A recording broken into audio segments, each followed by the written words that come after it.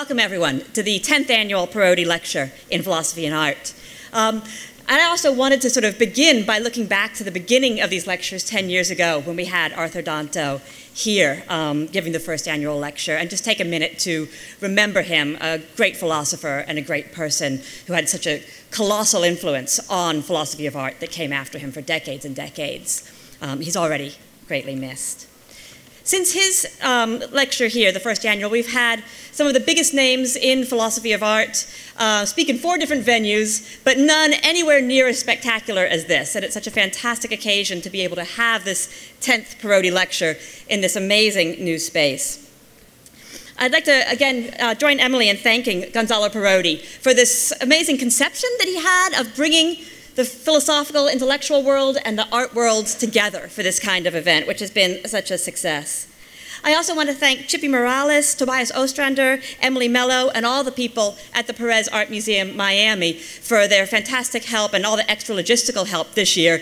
Particularly difficult for them, I'm sure, while they're also undergoing the transformation to this fantastic new space.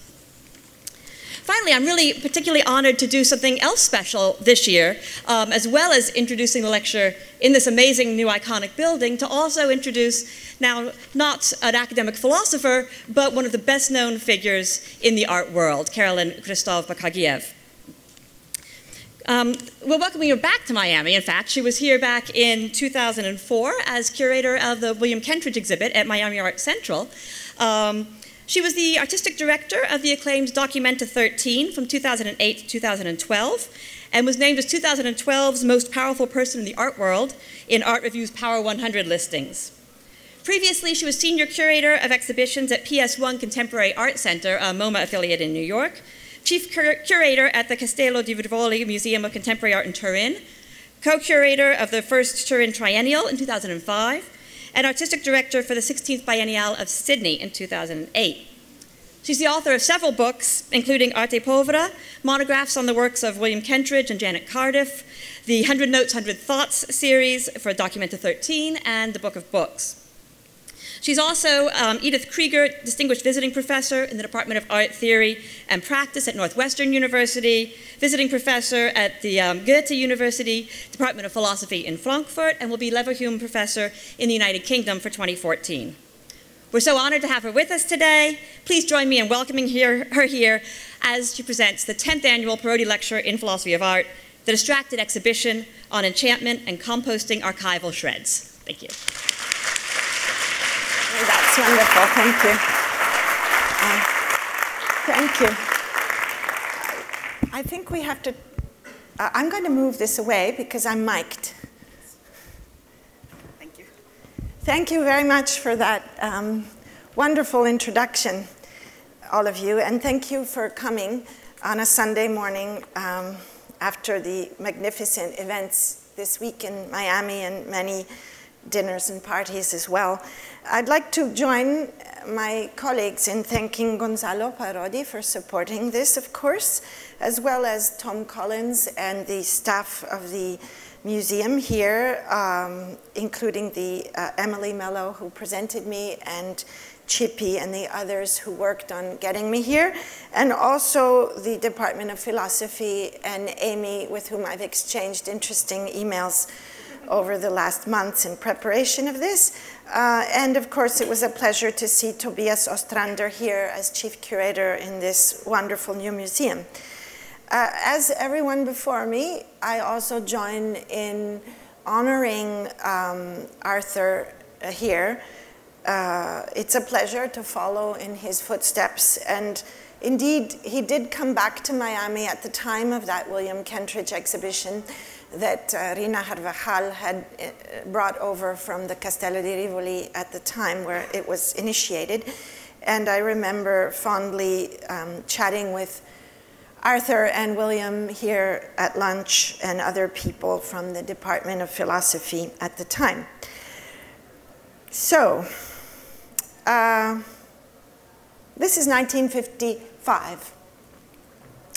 However, in 1968, the German sociologist, philosopher of aesthetics, and musicologist Theodor Adorno, known ever since the 1930s for his praise of the artistic autonomous avant-garde based on critical theory and the critique of modern consumer culture and its culture industry, wrote, "It is self-evident that nothing concerning art is self-evident anymore. Not its inner life, not its relation to the world, not even its right to exist. Art must turn against itself in opposition to its own concept and thus become uncertain of itself right into its innermost fiber. Because art is what it has become, its concept refers to what it does not contain. The tension between what motivates art and art's past circumscribes the so-called questions of aesthetic constitution." So Adorno's position was politically radical, yet fundamentally skeptical. And I am an Adornian, as well as a Harawaian. My whole project is how to combine Theodore Adorno and Donna Haraway, to put it in a nutshell. And yet, I am steeped in materialities and the nearness of things.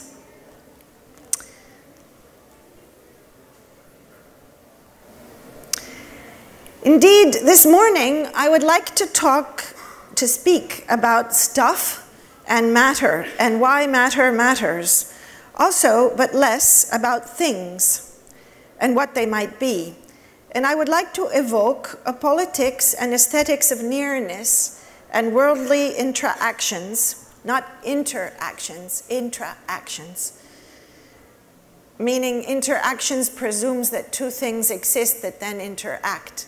Interaction presumes that the two things come into existence in the moment of their interaction and do not precede that. Through form-making and thing-making, at times apparently doing that with others, at times apparently by oneself. This is to think with and through art about how the world is indeed out there, independent of the I, the subject, as in a traditionally realist perspective, just as much as the sense of self or subjecthood is constantly generated by and through the materials and matters of the world that matter when we are committed to them. And I remind you the etymology of commitment, cum mittere, to put with. And mittere and matter sound the same, and we'll talk about that later. Stuff gives a sense of indistinct materiality, made up of elements and things that exist as an agglomeration of potentialities. Stuff is a repository of things we might need or use at a later date. Or it is the baggage of past things we carry with ourselves, that stuff, and that increases along the way through one's life. It is the physis of the world, both made up of matter, which has not coalesced through our consciousness into being a set of things and objects yet, and a heap of those things themselves, without a function or purpose, but that once were objects. Matter, I said we'd go back. Originally, in antiquity, it meant the hard core of wood to be used to build with which to build. The notion of a matter of fact appears as an expression very late, and then further even, it becomes the subject matter, and thus the opposite of its original meaning. Not by chance, the word matter as the hard core of wood with which to build in Latin, and mater, the mother, are related, indicating material itself in its most basic definition. Of course, Gaia and Terra is the mother and the mother figure. Oops. I will discuss the question of the archive today versus the question of the compost. Many of the artists I will mention cross a research-based practice with storytelling, and the work's core its matter, lies somewhere in the space and the time of persons and personas and characters engaged with worlding, not in the objects of art per se, not in the subject, but in the space of thinking and enchantment.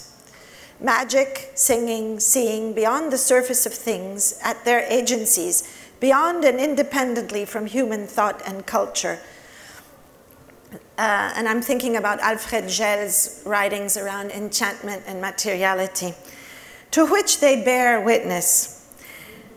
Indeed, this lecture explores the question, or we'll try to, because it's really long. I don't know if it's a 3-hour lecture or a 1-hour lecture, but at a certain point when everyone's tired, I will wrap it up and it will decompose into a compost of endosymbiotic relations. And I'll just run through the last slides. This lecture explores the question of the art exhibition as an embodied and distracted archive. And I'd like to stop a minute on the word distracted. Distracted is dis-trahere.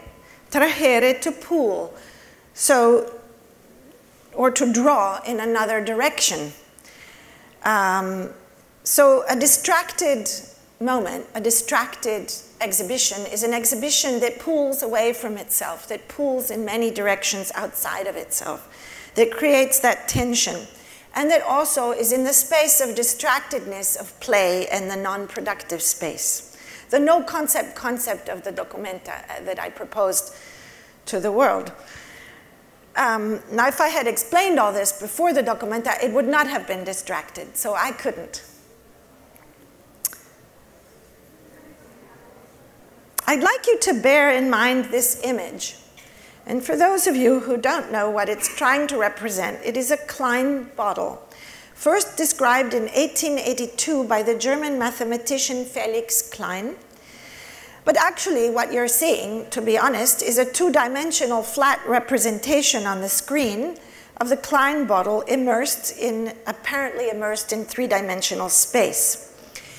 In mathematics, the Klein bottle is an example of a non-orientable surface.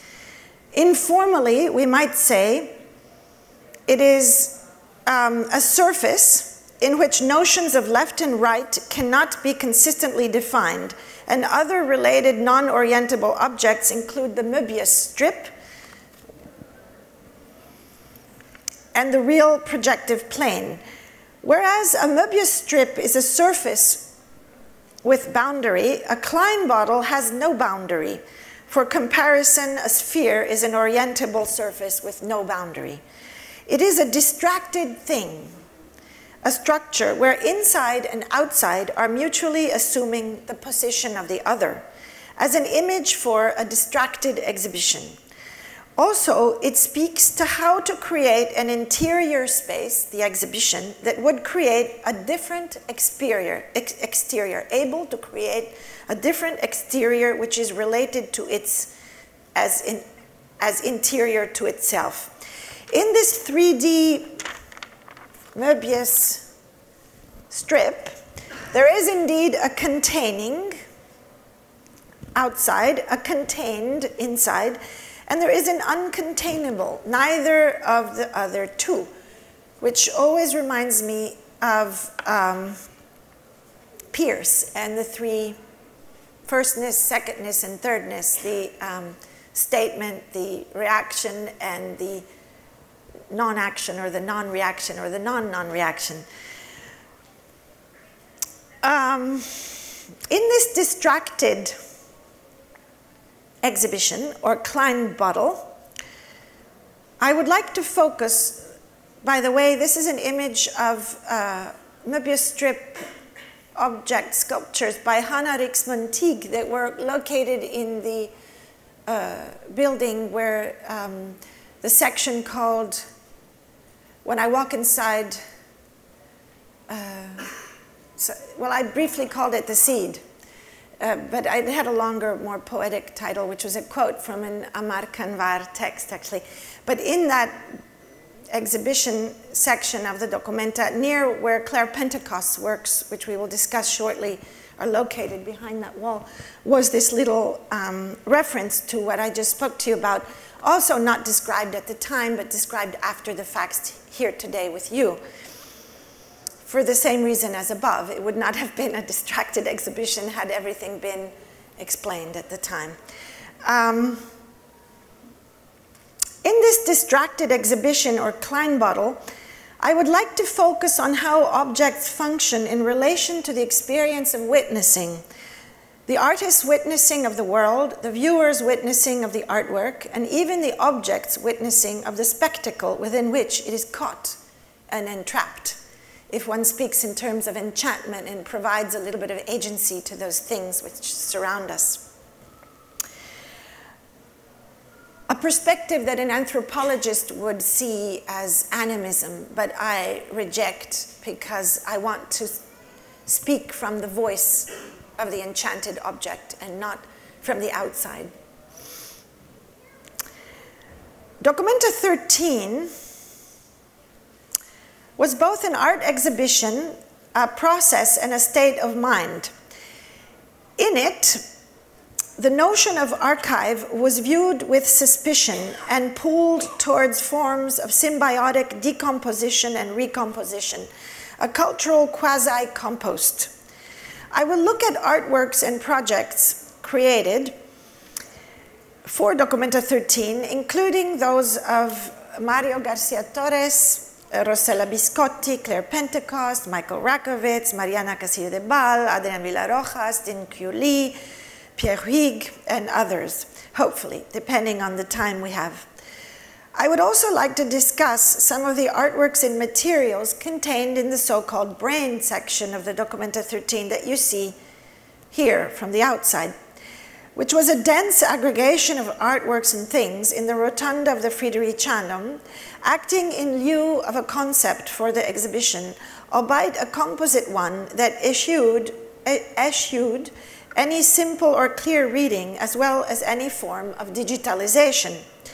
Ironically referencing the fashion of neuroscience today in its title, the brain was not a brain. It was also not a CEO, nor was it a center or war room from which orders were given, but instead it was a core of multi-directional irradiating elements and forces and potentialities that were touched and illuminated by a number of embodied elements and artworks outside the brain in the field of the exhibition in Kassel, Breitenau, a nearby concentration camp held in a Benedictine monastery that almost no one of the 860,000 visitors to the exhibition in Kassel went to because it was off the map. It was a bit of an invisible aspect of the exhibition with a work by Judith Hopf located there. Kabul, Cairo and Alexandria, and Banff, as far as Banff in Canada. As far as Kabul in Afghanistan, it all depends, because what is the center? The center is everywhere, depending on how one wants to see that. Pulling the audience as it acted agentially as the core of a distracted exhibition out of the brain in many directions. Indeed, there is no brain. The psyche and the soma are intra-acting. Our brain is in our foot as much as it is on our skin or in our guts, as we know if we have a hangover.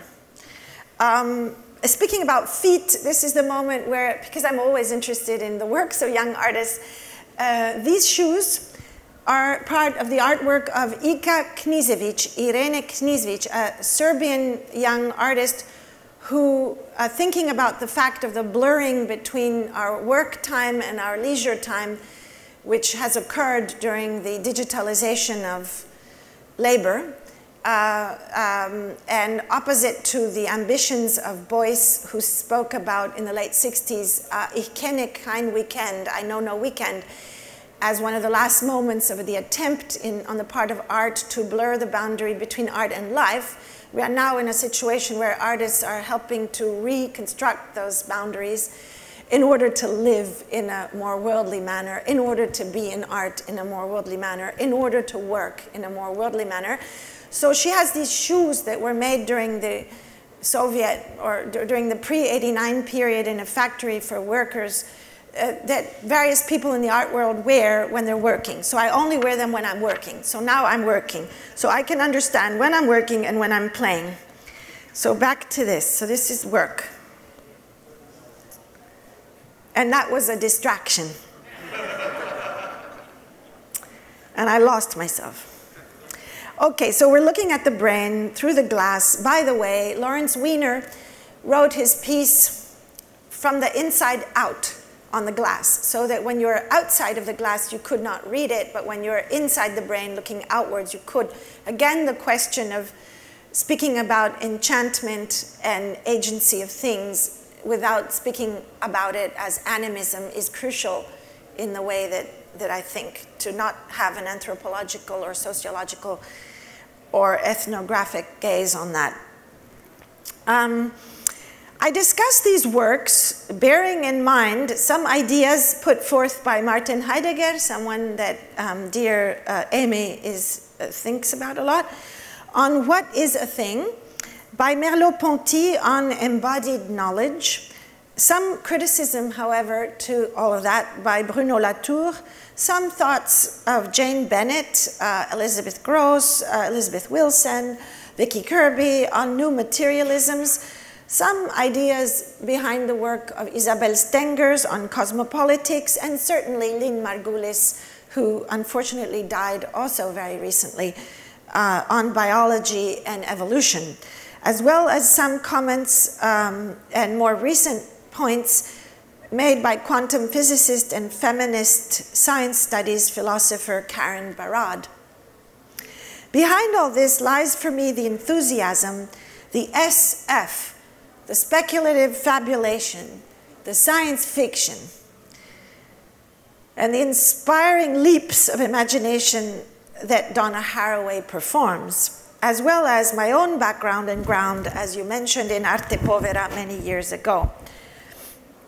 But first, let me remind you a little bit about the Documenta 13. This was a title, non-title that I gave to all the artists, but that was not given to the art audience, but it was simply the title of the essay in the catalog. And this was the concept, the so-called no-concept concept, that you can read without me reading it. And to make you understand this more clearly, you might want to do this and have a look at that. But because somebody on the internet couldn't figure this out and couldn't figure this out, they made this, and I love it, so I took it off the internet and brought it, another mind map. But I'm not sure it actually is this. That was done in 2009, and it's amazing how much of what was in 2009 in my thinking about the dis-tracted exhibition actually happened. It was amazing. Some of the things I forgot I had even thought happened, and then we're in this. So, Documenta 13 was located in an apparent simultaneity of places and times, and against the backdrop of the impact of the internet on how knowledge is produced and circulated in our world, on how subjectivity is constituted in an endless construction and reconstruction of the self, on how economy, politics, and society generally have been and continue to be affected and transformed by the digital. Over the past 10 to 15 years, I had thought at the inception, a number of devices, laptops, cell phones, iPads, blah, blah, blah, all that, have indeed linked people in ways that were previously impossible, building molecular networks and archives where people are both more and more connected and more separated.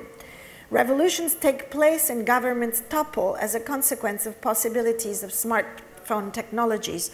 But experience has become increasingly indirect as access to information is quicker and quicker. So more and more information needs to become available, and hence the obsession with scanning and archiving as much as possible of our past and present lives. In the digital age, the past haunts us like never before, a potentially inexhaustible repository of traces of history.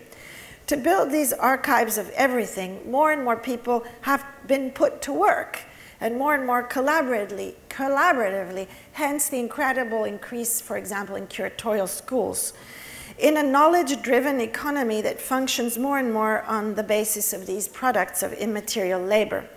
And this cognitive labor produces goods of the intellect, and the control over and the ability to use these flows of information determines power, suggesting that the artist is caught between, on the one hand, the emancipatory potential of artistic practice, the potential of the imagination, and on the other hand, on the fact of being a prototype of the alienated, creative, precarious laborer of the 21st century.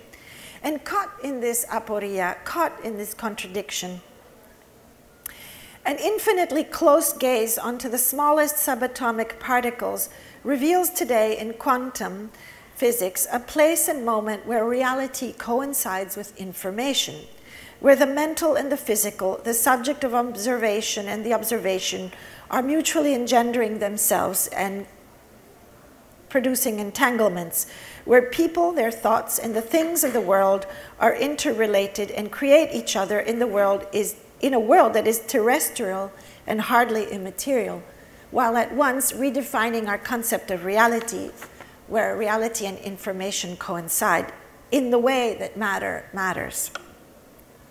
So to go to the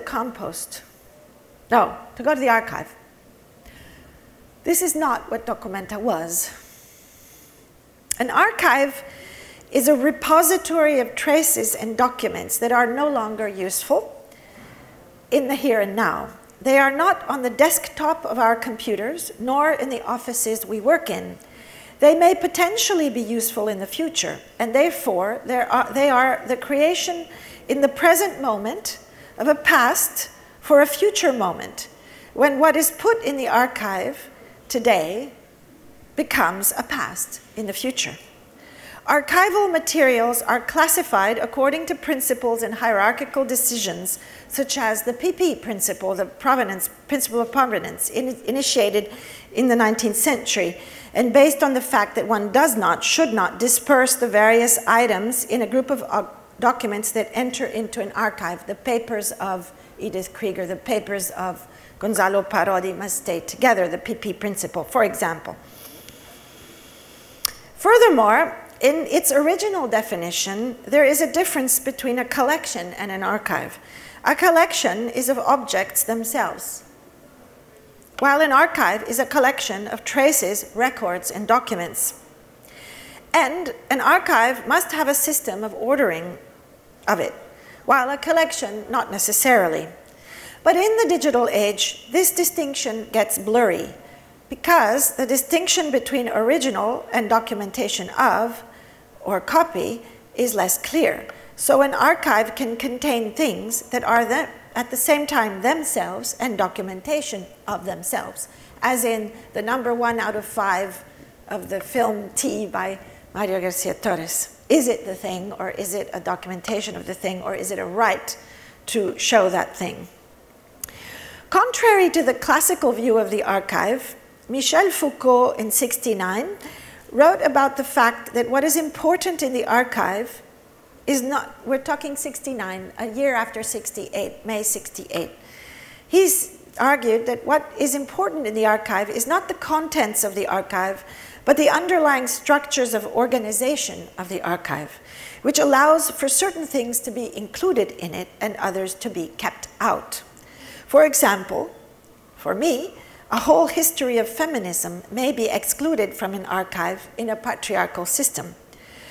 The grammar underlying the archive are the underlying principles of an archive, the subconscious organizing principles of a discourse. A discourse can be a discourse of surveillance, for example, something dominating ideology in a certain time and place in history. And Foucault looked at the ordering aspects of the archive. He wrote it in '69, as I mentioned, translated into English in '72. Interestingly, the day of dOCUMENTA 5, Harold Zeman, my predecessor, in the book, The Archaeology of Knowledge, and in particular in chapter 5, The Historical A Priori and the Archive. He spoke there about the archive as, quote, the first law of what can be said, unquote, because it governs the appearance of statements. The archive is also that which determines that all these things accumulate endlessly and are grouped together in distinct figures. That's not him. So in a way, the archive is not that which safeguards the event of a statement and preserves it for the future, but it is at the root of the statement itself. It defines the system of its own enunciability. It does not collect the dust of statements that have become inert. It is the system of the functioning. Now, for him, writing with the revolutionary impulse towards emancipation of that time, the archive is a discursive formation that one must become aware of in order to not be subjugated to that system of knowledge. Looking at the underlying and not visible systems of control of society means having the critical consciousness, thinking in terms of critical negativity in an Adornian sense, and being free and not oppressed by that system of discursiveness and enunciability. 25 years later, in 1994, at the outset of the mass usage of the internet and emails, that was the year of the first email addresses, at least where I was, in Italy. I was the fourth. The first was Amy Fontana, who had a gallery also in LA at a certain point. It was so small at that time. Young people don't understand that. They think that the world was like this even so few years ago. But it was so damn small that you knew who was the first and the second email. And we knew that it all had so much to do with Wolfgang Stehle and The Thing in the US, and it had so much to do with Tommaso Tozzi and a particular BBS and then server that was hosted in Sardinia and so on. But we won't discuss the internet and people coming from islands, but it's a very interesting topic. Now, where were we? In 1994, at the outset of the mass usage, I don't mean the military work and other work in that, mass usage of the internet and emails, when it appeared there might be free and infinite storage space, something we don't think anymore, in the virtual world. Quite the contrary today with the financialization of digital storage space and bandwidth. Derrida wrote his text Archive Fever, well-known text, which of course also builds off of Foucault, which he had read. And he looked at the archival impulse from a more Freudian perspective, stemming from Freud's musings in his early 1918, I think, text called The Mystic Writing Pad and Memory. Archive fever is connected for Derrida to our death drive, and insofar as it parallels the wish to repress and render inert materials by psychic removal of them. Now, before writing this, Freud initially in his earliest texts thought that we tend to decrease and remove things that psychically cause anxiety, our stories that are painful, and that would be the repression. It is our drive, eros, a drive towards life, that causes this positive exercise of repression. However, when he saw that people coming back from World War I were remembering and repeating moments when a bomb fell, he noticed that people traumatized were repeating painful moments, and it didn't fit in his earlier theory. And therefore, he argued for the existence also of the death drive and the dialectical relationship, or not, the relationship between the life and the death drive, and the relationships between those and sublimation, condensation, and so on. So Derrida used the Freudian tool to understand this apparent contradiction between, on the one hand, the wish to save things for a future usage by putting them in the archive, and the fact that by archiving them, you're destroying the exterior world. When things go in the archive, they go into the interior of the Klein bottle. Actually, not of the Klein bottle, of the bottle. Therefore, they are dead. It's like a funeral, putting it away. The way that some artworks are collected and stored immediately and sometimes go straight from the artist studio to the storage space. And yet, Because each item in the archive is discrete and separate from the others in archive boxes, they cannot perform symbiosis in the archival world. They cannot turn into fertile soil and compost the way, and Derrida does not say this, and I would like to add and argue this, the way that Freud sees dreams. So if, of course, the repetition of the trauma and the repressive functions are functions that are related to the death drive, the dreams and the products of our nightly life, our worldly nightly life, is much closer to the compost. Well, I said something a bit worse here, like it is surprising to me that Derrida, blah, blah, blah. But I really learned so much from Derrida, so pace ubi maior minor cessat, as the Latins say. So what we can do with them interpretatively for our lives as forms of compostings. The dreams are stories that symbiotically mix together elements to create new stories with, new lives with. When an exhibition is like an archive, it is deadly. It is a storage. It is inert. It is about accumulating knowledge and power and communicating knowledge through the power of the display or the education programs often. In the archival exhibition, the artworks are separate from each other, each in their own folder, each in their own room. The artists are separate from each other. They do not contaminate each other. They are organized in a conceptual and theoretical framework of order that makes sense. Now, let's stop a little bit on the compost. I see, as you may understand by now, Documenta 13 as a compost, a set of interacting and entangled propositions around a number of distractions and positions, pulling the viewers and artworks in different directions and intensities that allow, through time and space and the airiness, there is no compost without air, amongst them for a cultural composting that may generate new stories of a worldly becoming with, a flourishing of life on the planet. What stories do we want to tell? We asked ourselves, so that other stories may be told. What stories did the artist bear witness to so that other stories may be told?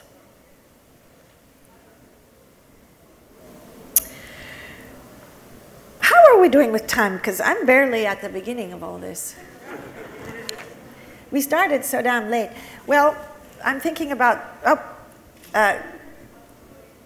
well, let's start with one of the stories that I started with. So our networked society is a society where all facts of private lives are uploaded continuously on Facebook, via Twitter and other digital platforms. This occurs to a degree that surveillance systems merely need good software programs to control people and to predict behaviors. It is an exoteric world, not esoteric, but exoteric. A world where all is outside, where all is put forth, giving the illusion of transparency, synchronicity, and freedom. But this society is actually tremendously authoritarian due to the manipulative consequences of the technologies at hand, and therefore needs to be carefully cared for by governments and those who have and share those responsibilities. Therefore, a reversal may occur, I thought, in one of those stories, whereby what was once esoteric, hidden, secret, may become the only space of freedom, and therefore withdrawal and retreat became one of the positions of Documenta 13. In some ways, embodied experiences of sentient beings are ways of moving offline or interacting between online and offline, into the relation where and why matter matters. The matter is thus to bring, this is a pun, of course, the matter is thus to bring the esoteric, what is not translatable into information, into the actual body and flesh of the world. And to do this without the connotations of esotericism that was behind the fascisms of previous periods, pre-Facebook eras. Because things seem to reverse in our time. Participation becomes the opposite. communication becomes the opposite, esoteric becomes the opposite, etc., etc., etc. To do this implies not returning to a mere fetishization of objecthood and the world out there. I find that very problematic, to simply say, let's go back to objects and things. But what's necessary is a kind of balancing act to remain in the body and yet be illegible, to be withdrawn while at the same time of and in the world, to be in the state of what I called the propositional, of note-taking, of composting, as opposed to archiving, literally and metaphorically. As in a compost, dead organic material that is thrown away is put in an invisible place, your composting can or whatever it is, not in the public part of the garden or the house. It is a form of trash, a compost heap, and by the co-presence of elements, decompositions of matter, the molecules change and recompose into fertile soil. So you are distracted from what is withdrawn and trahere, taken towards the other directions outside of the exhibition, not in the withdrawn space of the exhibition, in the ways that that the Klein bottle works. Perhaps all this might help us to rethink the self-affection, what feminists call self-affection. They prefer to call it, as opposed to calling it subjectivity, or notion of a subject, a self, even within a celebration of the relational, with no return to conservative positions of logocentric and patriarchal notions of the subject, typical of the history of human exceptionalism. Human exceptionalism, by that I mean all of the history of humanity from when we thought that the human was at the center of the world and the world was made to serve the human. This was a shift that occurred with the birth mostly of monotheistic religions, which doesn't really exist in pre-Socratic Greek thinking, and it doesn't really exist in many polytheistic ways of being. But this shift did occur with the notion of the center of the godly. And Marx, the only thing in common between the pre-philosophy era and the lay philosophy and the, for example, Christian theology, the only thing in common between so many that we can say has traversed that shedding of the theological into modern philosophy is the idea that there is a subject that somehow is at the center of knowing the world.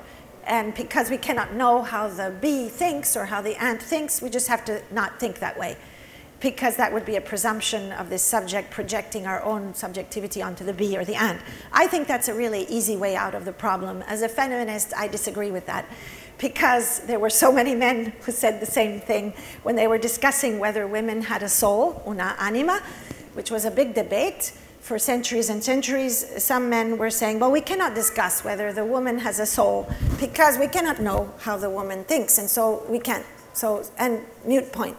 So back to this text.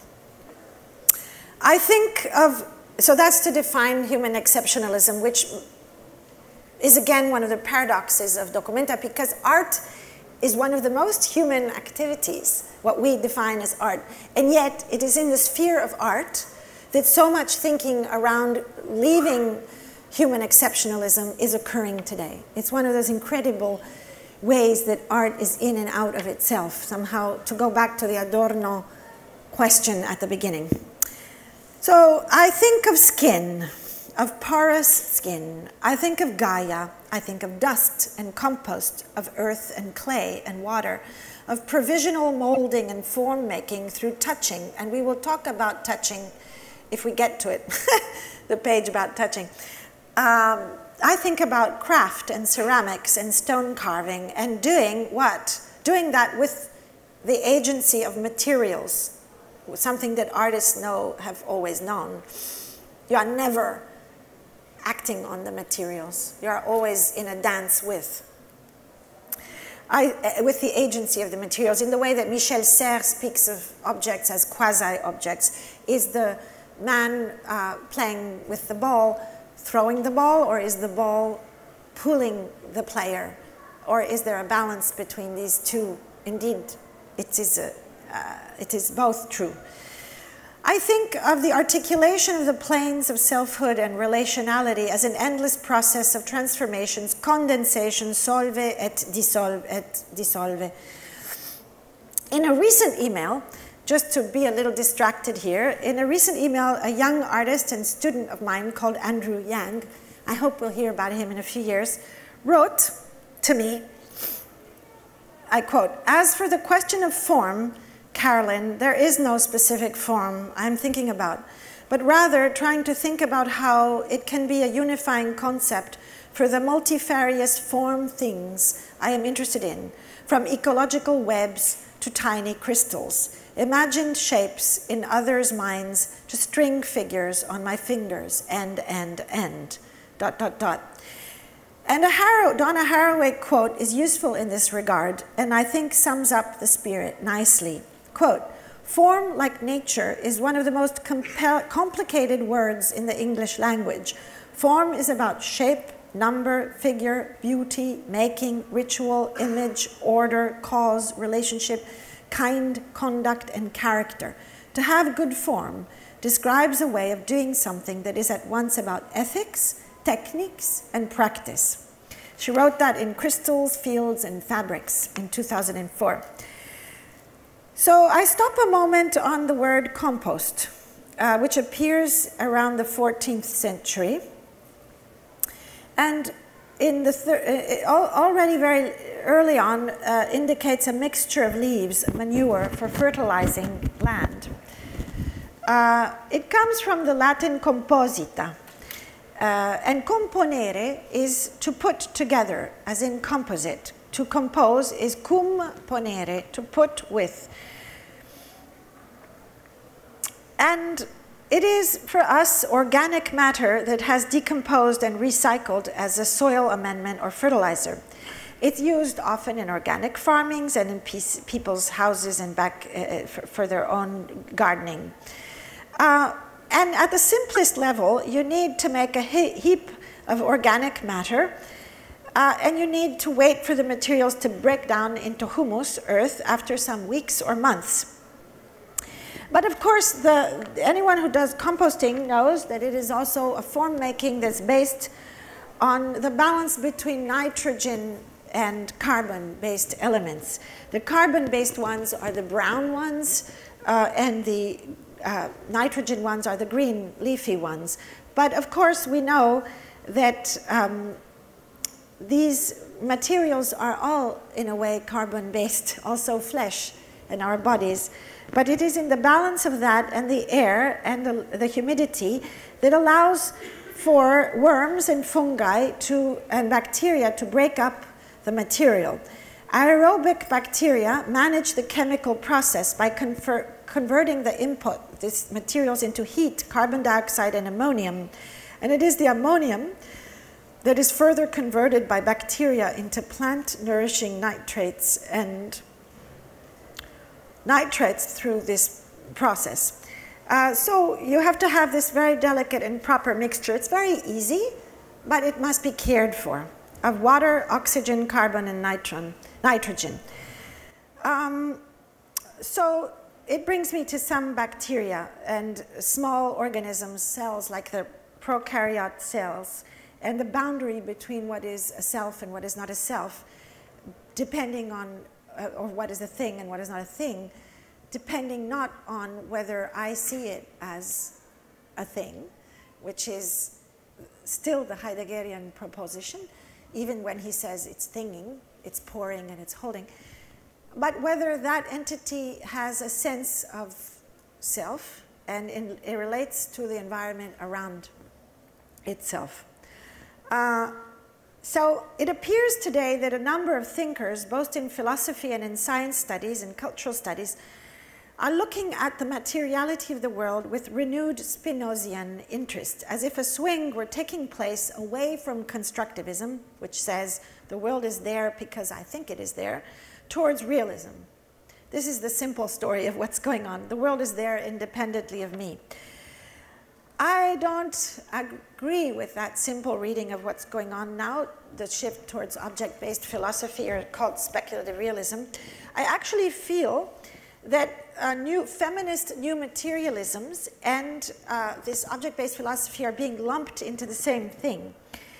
And I feel it is time to make distinctions between the new materialisms, new feminist science studies materialisms, and their related cosmopolitics, which would include also Latour, versus speculative realism. It is the liveliness and the refusal to see the subject-world divide in the new materialisms that brings me towards them, and relatively far from the object-based philosophy. It is the importance of maintaining the we, and the awareness of the constant transformations and interactions of matter that move me away from what I see dangerously as a potential fetishization of things and objects. I see no conflict between the fact of being able to sense a thing, that the thing is there in the world, and the awareness that the thing is made up of a multiplicity of interacting elements, in the way that a quantum physicist sees no contrast between those two things.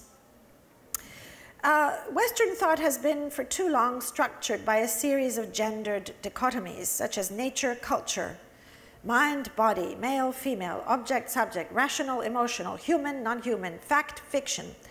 While postmodernism has critiqued these modern claims of an objective access to the natural world through science and eschewed these dichotomies by relating that real material is constituted by language, and in a move away from such dichotomies, feminist new materialisms does not do away with postmodernist thinkings.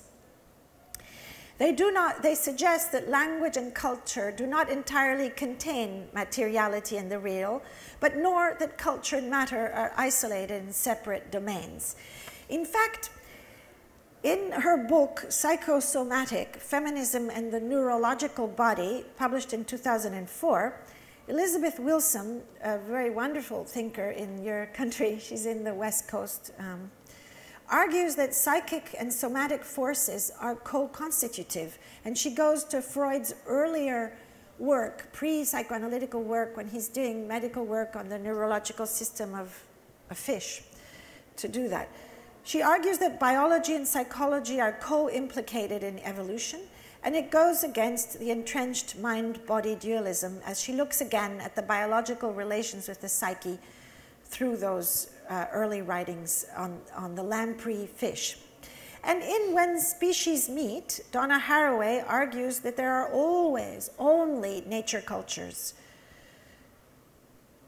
That is, material semiotic entanglements of life forms and species, mind and matter that co-evolve through interwoven, situated histories of kinship, politics, economies, and environments. All bodies are fully enmeshed communities of bodies, she reminds us, that most of the DNA in any of our bodies is not human DNA anyway, to start with, but that of the many organisms that are our companions or messmates, the innumerable bacteria without which we would die in one day if we didn't have it in our stomach, for example. And that every species is a multi-species crowd. Just in honor of Donna,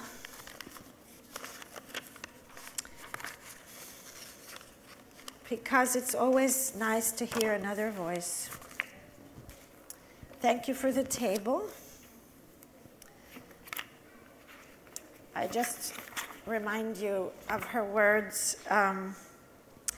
I love the fact, she writes, that human genomes can be found in only about 10% of all the cells that occupy the mundane space I call my body.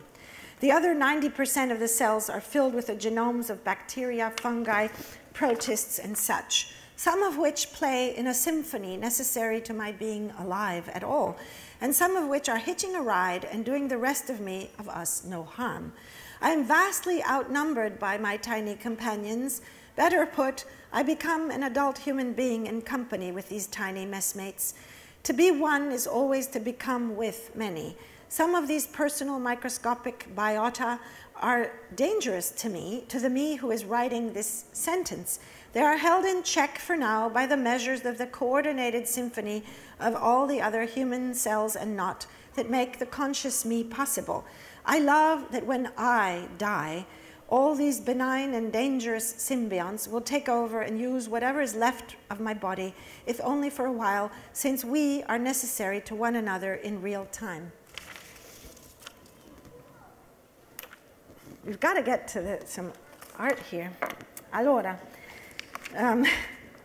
But one more person I wanted to read a little bit of is Lynn Margulis.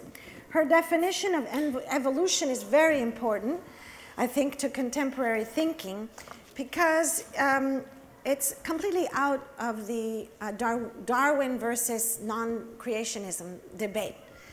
She is, of course, as a biologist, Darwinian, but she argued, and her fundamental research, which I think should have given her a Nobel Prize, she almost got one once, but she didn't, and now she's dead, has been on proving on laboratory level in the real world that evolution is also occurring not through competition and through the survival of the fittest, but also through endosymbiotic relations of sharing and developing with. So innumerable are the cases where two entities, which she calls chimeras, that have nothing to do with each other, will merge into a new life form to react and relate to the environment around. And this has changed completely the way that we think of evolution.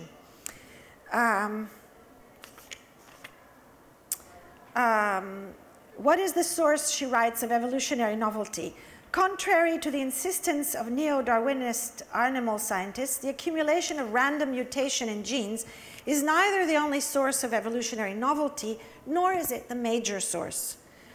More diverse and original than animals are the bacteria and protocysts, we see, of the microscopic world. Inside this world, at our feet, beyond and inside us, it is easy to see that life forms of many different shapes and sizes interact, merge, and complexify. Working together to gain access to energy and material for sustenance and growth, organisms unite to form new, larger organisms. Some go on to form societies and communities that fractally complexify on a larger scale. Together, they accomplish what would be impossible for them to do on their own. Over the course of evolution, living beings sensed their immediate environments and one another. Cell awareness was here from the time of the origin of earliest life. Awareness and sensation continued to evolve into full-blown consciousness as we humans experience and verbalize it. In early cell evolution, two kinds of bacteria emerged, technically eubacteria with archabacteria.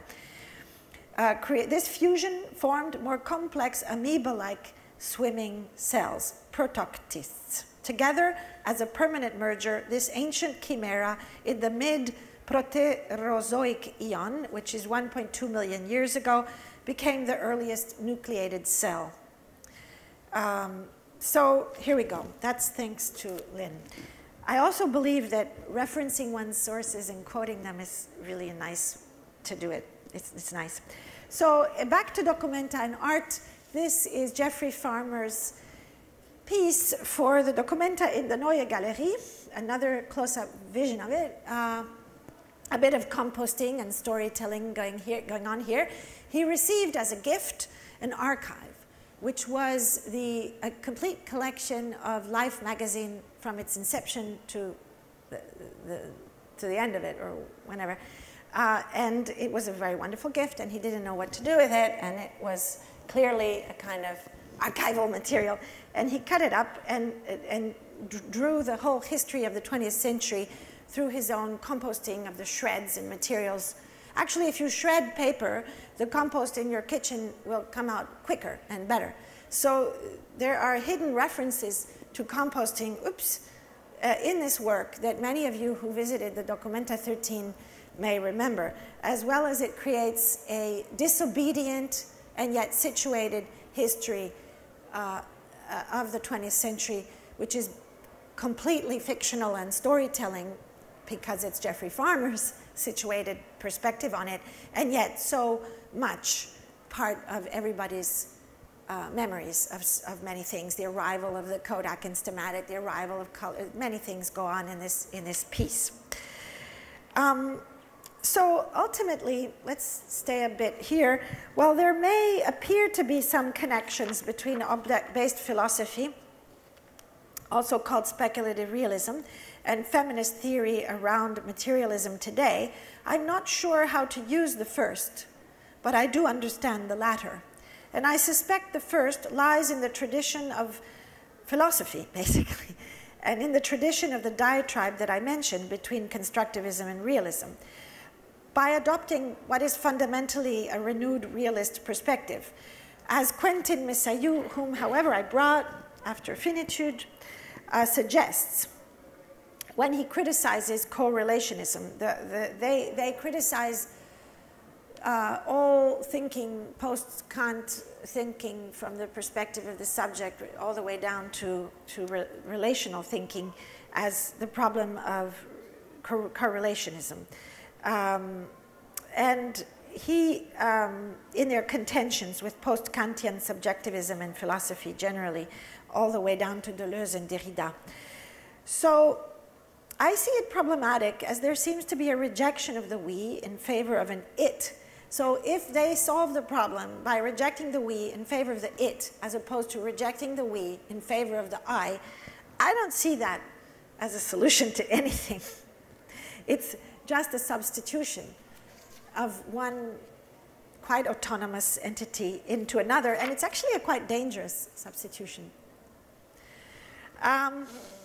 I quote him, "The thesis we are defending is twofold. On the one hand, we acknowledge that the sensible only exists as a subject's relation to the world, but on the other, we maintain that the mathematizable properties of the object are exempt from the constraint of such a relation, the condition of the it, and that they are effectively in the object in the way in which I conceive them, whether I am in relation with this object or not."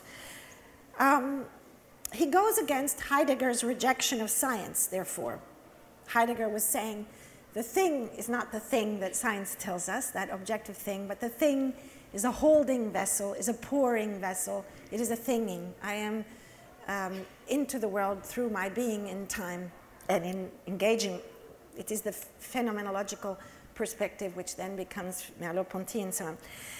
But, and Messayou says, empirical science is today capable of producing statements about events anterior to the advent of life as well as consciousness. He uses basically, and that's why it's called after finitude, the fact, well, of the pre-finitude to argue this. He speaks about ancestrality and says, how can I prove what I say? And in a very poetic moment, he says, how can we prove? What is it that incites us to break with the circle of correlation? ... It's just a line. It can have different shades, like the spectrum of colors, but it's a line.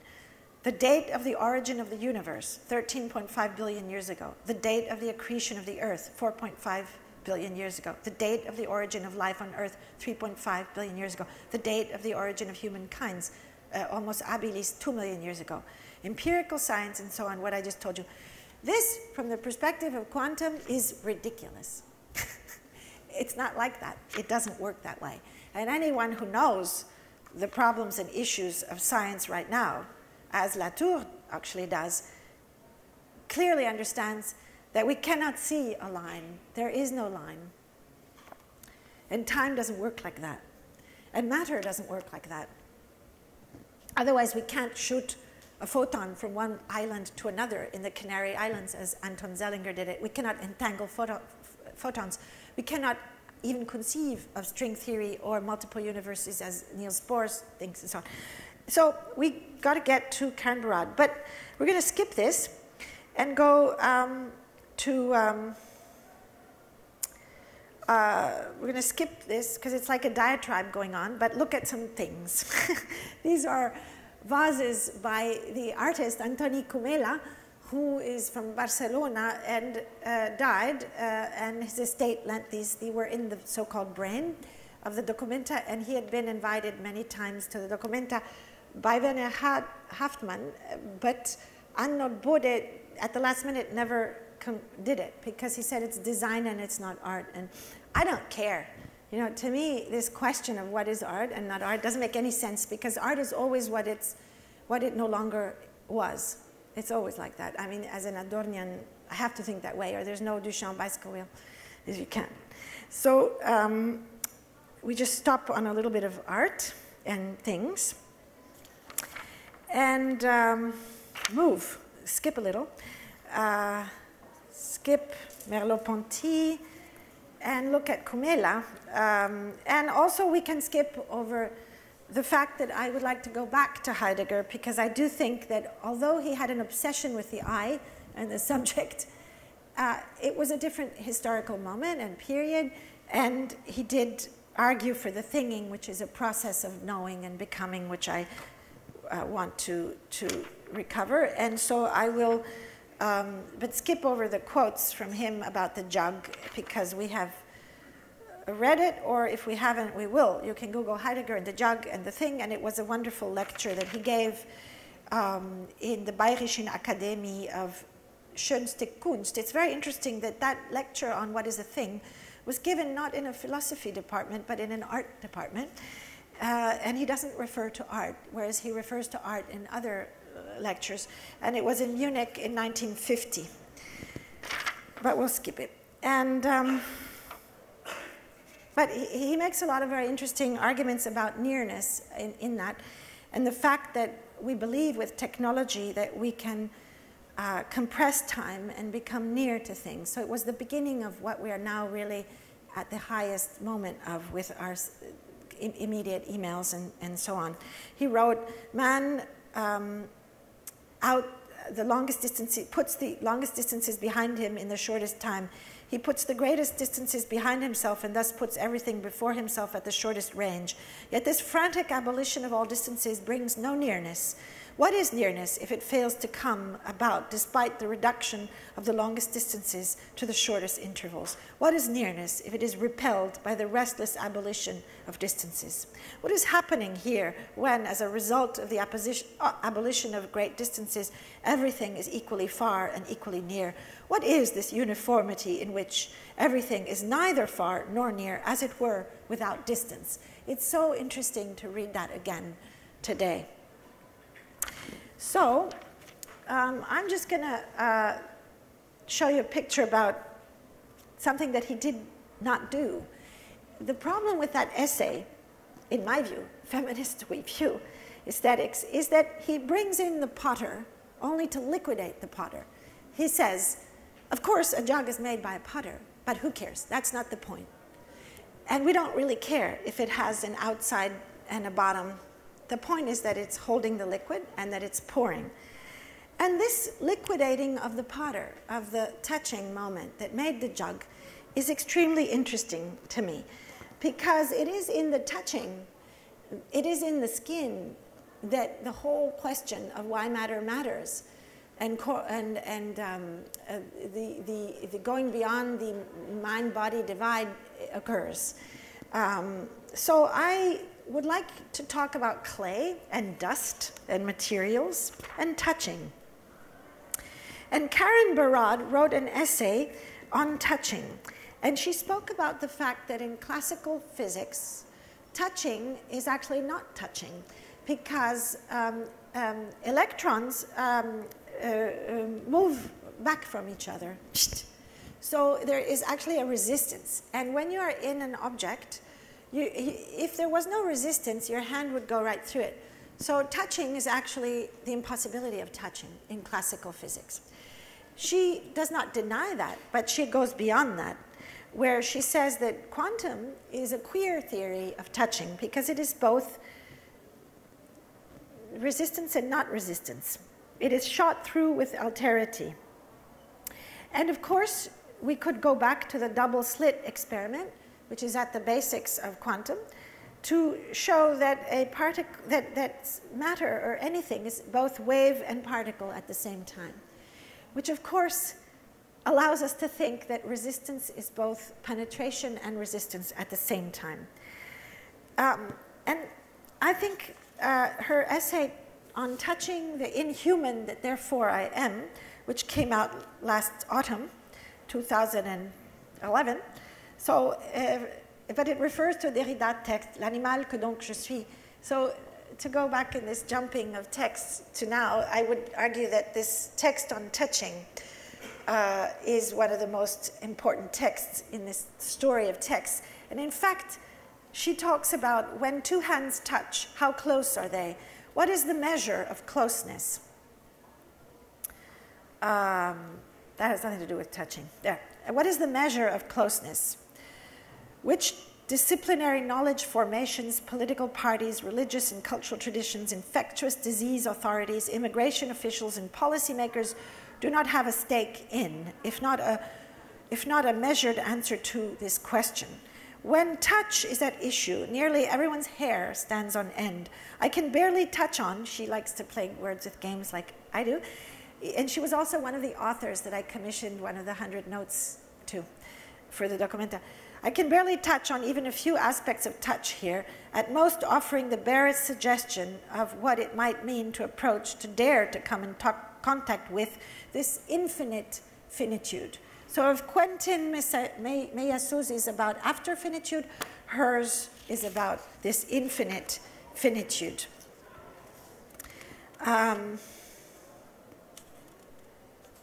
And of course, she begins with the touch being the primary concern of physics from the beginning. How do particles sense one another? And her conclusion is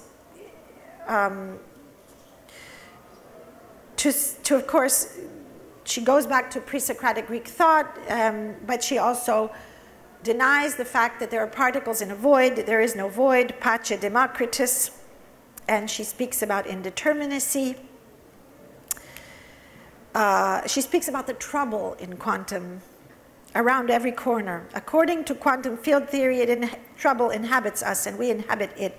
Or rather, trouble inhabits everything and nothing, matter and the void.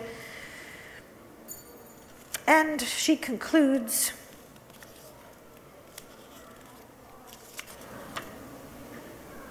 that entanglements are relations of obligations, being bound to the other, enfolded traces of othering, and that ethics is an integral part of the diffraction, ongoing differentiating patterns of worlding. She uses the word worlding as well, not a superimposing of human values onto the ontology of the world. So she speaks about this murmur, this kind of murmur in the background. And now I'm going to rush. How are we with time? It's now 1 o'clock. We started at 12, quarter to 12. So it's been, and I'd like to leave 15 minutes for people to ask questions. So this is just a still from Francis Alice's tornado videos where he rushes with the video camera into the tornado. And I wanted you to look at it through this lens of what we've been talking about. I had a whole section which I will not read to you, but just summarize about the history of how matter has mattered in art, in particular, to coming up to today, and especially in Western art. And I wanted to look at the early 20th century Dada collage. This is, of course, the destroyed Märzbau of Schwitters.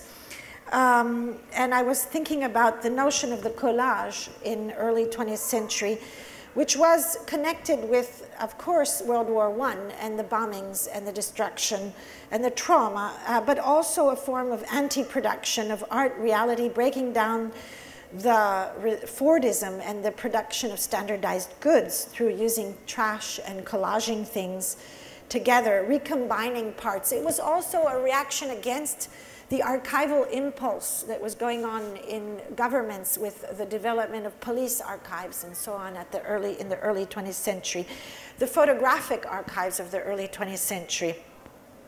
Reacting against all of this, creating these collages was creating chimeras, forms of composting and recycling, the cut-up and recomposed image portrait, for example, of the surrealist. The surrealist love for collage has much to do with their revolutionary impulse. But then I wanted to show you some of the post-World War II work going on with matter and materials, and you may recognize this figure by Lucio Fontana.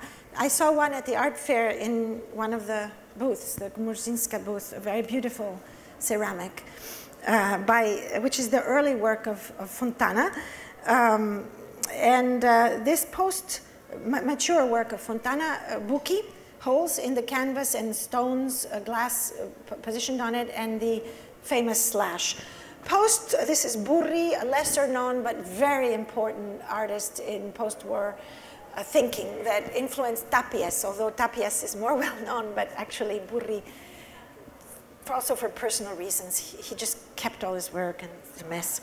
But anyway, post-World War II has much to do with the trauma of the body, not the cut-up city, but the trauma of the body, the destruction of materiality with the body and the nuclear bomb, I think. So it is more a kind of fundamental materiality to how to address brute matter, 0 degree of that question.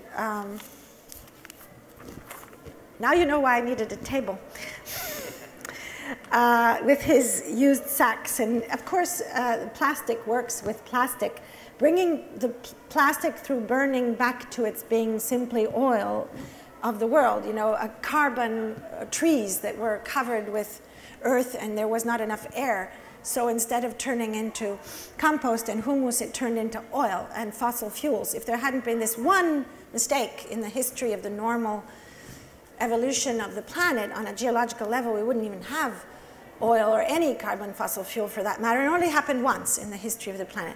But anyway, pulling the plastic back through fire to its origins in oil. And of course, Dubuffet, and of course, the interest in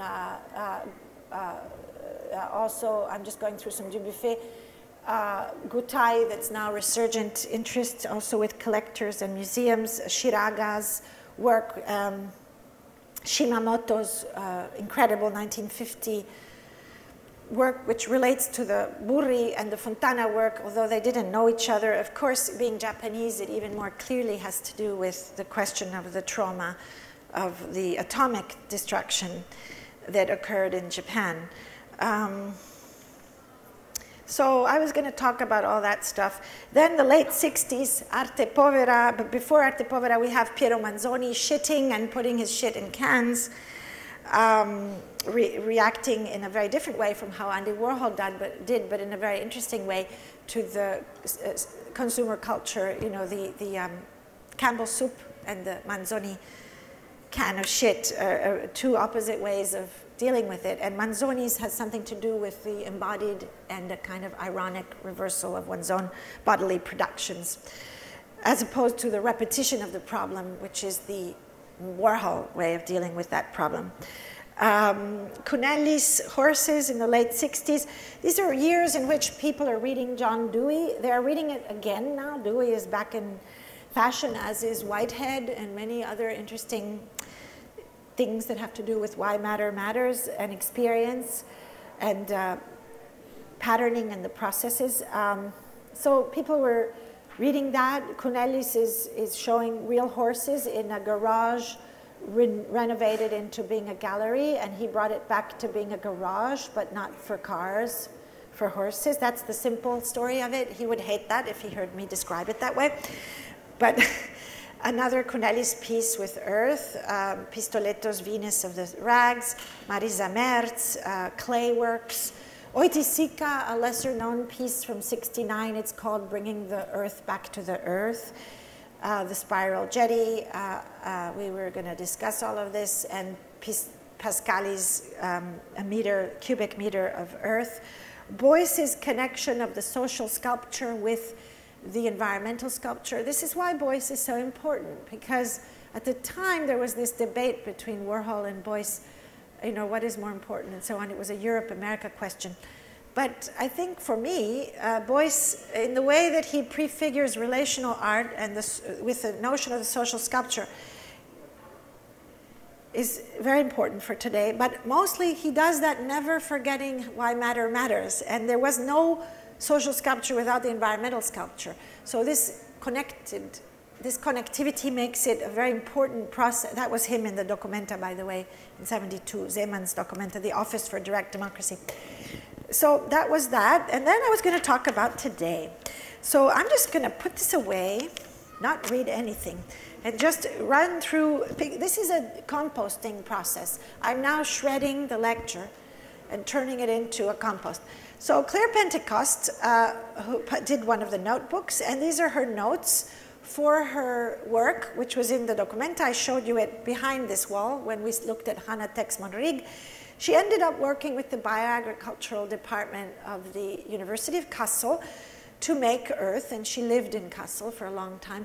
This was the Documenta where the most artists actually lived and stayed, and there was a world after the show closed. There were like 30 or 40 artists at any time of the Documenta in Kassel. And it created, there was the nocturnal Documenta and the diurnal Documenta, where there was these entanglements with visitors that were quite extraordinary. But Claire lived many months prior, a year, to work on this composting, which she then turned into these ingots made with her compost, and also made these drawings on the wall, which were made with earth, and they're figures and people that have worked in the area, like Vandana Shiva and so on. She also was working with vertical gardens like there are out here, which was such a pleasure to see in this wonderful building. I'd like to acknowledge Herzog and de Meuron. I think it's a beautiful building.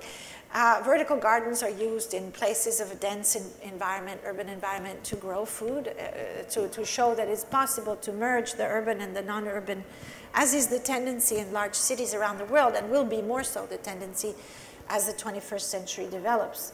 And she was composting in the museum as well. There were worms in there, which tells us a lot about the problems of health and safety regulations that inhibit artistic practice in public institutions today.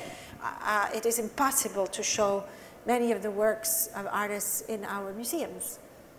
This is one of the paradoxes of our time, because of health and safety things, or conservation of artworks things, the famous archiving of things that doesn't allow for symbiotic relations. That's her drawing of Vandana Shiva, and that was that same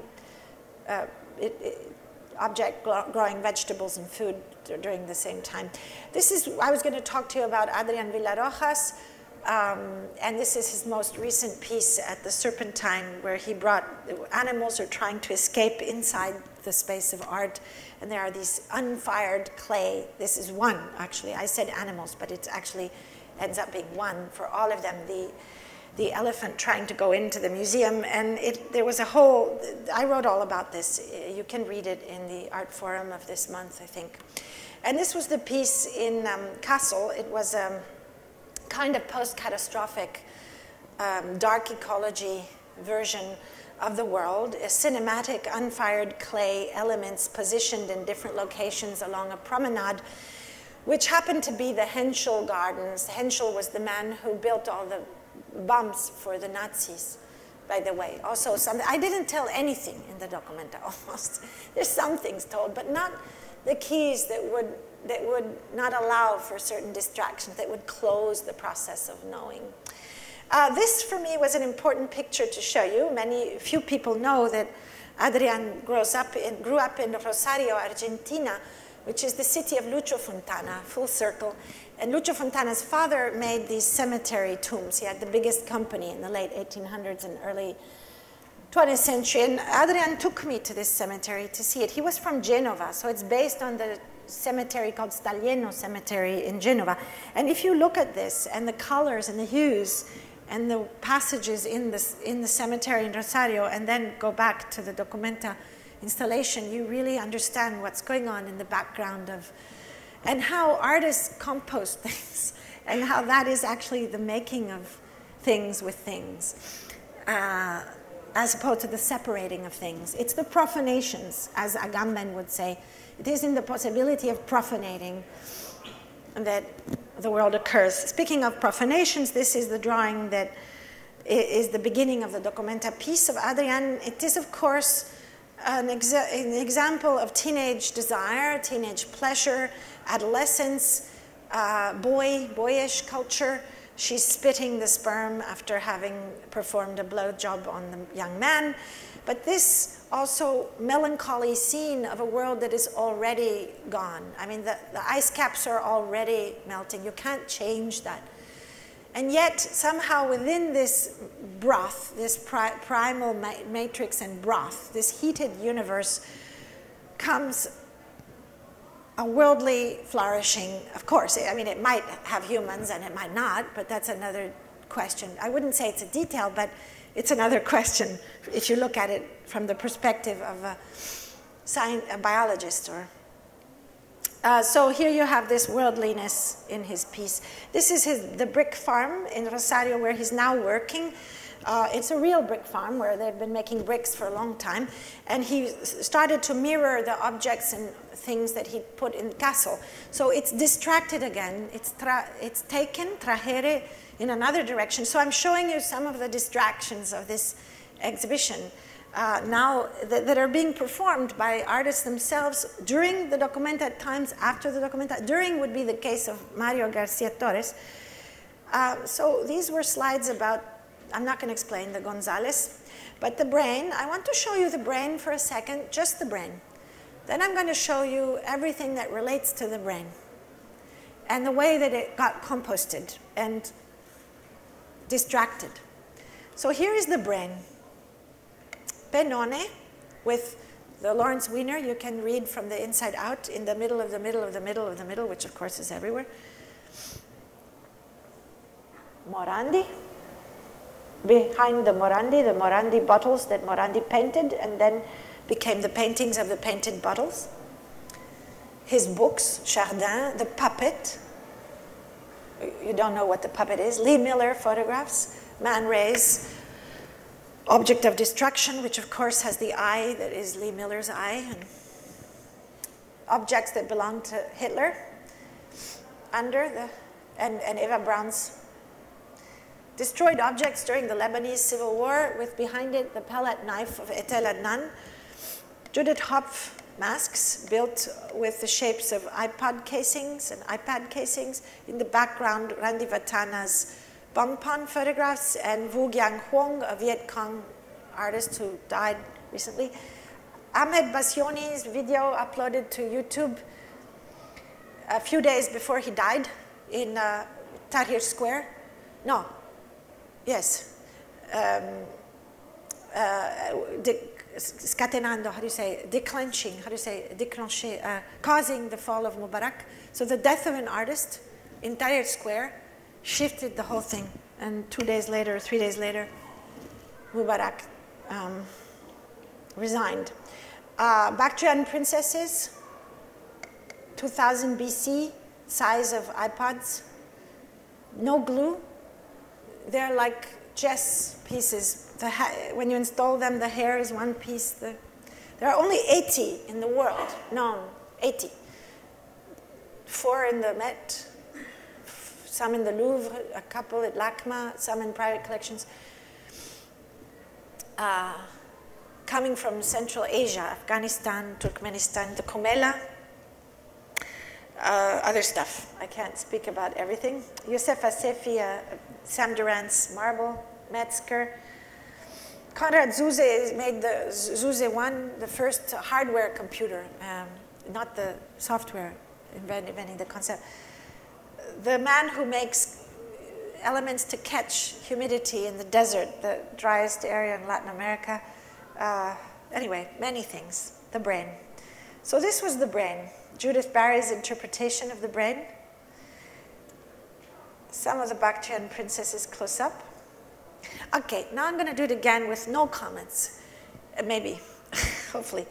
And I'd like to show you how it was pulled inward and outward into many stories, vertically, into the Hannah Regan tapestries, above, into the Goshka Machuga tapestry made on the basis of her projects and things we did together in Kabul as part of the Documenta. William Kentridge in the Bahnhof, The Refusal of Time, down there also with thinking through with Peter Gallison, the question of how to get out of the control over time and synchronicity. Pennone, the rock and the tree in the park, Pennone's early work, the Chaco meteorite question, Jimmy Durham's stones in the park, Boyce in the background, Pierre Huyghe's dead boy's tree that was uprooted in one of the streets of Kassel in his untilled piece. The drawing for the untilled piece, the sculpture withdrawn from the exhibition that doesn't want to look at the visitors in an alliance between the worldly life of the beehive and the life of art. The shattered, shocked sculpture that doesn't want to be seen by the 860,000 visitors. Together with Umana, the tree that I planted with Jimmy Durham, the Corbinian Agner tree and the black Arkansas cherry tree that are still there. The Penone sculpture donated to the public gardens in Kabul as part of the documenta. A fallen tree, a tree that's not a cannon, carved into the tree according to the veins of the marble. Afghanistan and the Bactrian princesses and the making of things. The compost that Mariana Castillo de Val made, it was in the tower of the Fridericianum. Youssef Assefi, the artist who, a kind of not such a good landscape painter, who covered up the figures of humans and animals in the paintings in Kabul as he was a conservator in the museum, and then put them back so that they wouldn't be destroyed during the Taliban period. And I think he saved about 80 paintings from the collection that way. And then they were, this paint that was easily removed, probably a gouache, was taken off after 2004. The destruction of Kabul, the way that I saw the building that looked to me like the Fridericianum in 1943, after the bombings of 43, which destroyed what Luther didn't destroy when Luther was around, what the Nazis didn't burn when they burnt the books in front of the Fridericianum, the British destroyed by the bombing of the Fridericianum, which happened maybe by mistake, but it happened. So the destruction of art as collateral damage. So this was supposed to be the parliament in the early, in Kabul.